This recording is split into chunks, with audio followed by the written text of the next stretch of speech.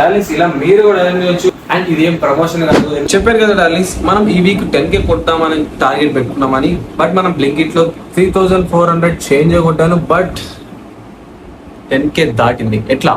Load share app లో అయితే చూడండి 7200 అండ్ చేంజ్, మొత్తం ఎట్లా లేదన్నా 10K దాటేసింది అనమాట.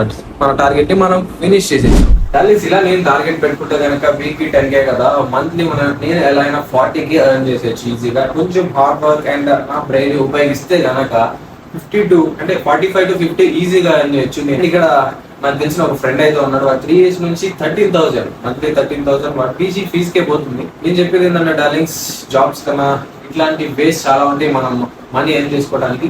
బట్ ఈ కొంతవరకు ఎర్న్ చేసుకుని మనం ఏదైనా సర్టెన్ బిజినెస్ ఏదైనా చేసుకోవచ్చు. అండ్ బట్ జాబ్స్ కన్నా ఇవి చాలా బెటర్ అని నేను చెప్తాను, మనీ ఎర్న్ చేసుకోవడంలో మాత్రమే. ఇలా మీరు కూడా ఎర్న్ చేయొచ్చు.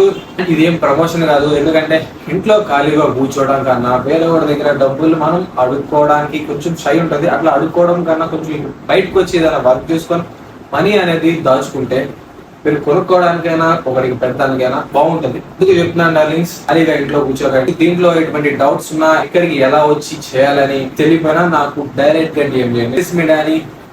By by.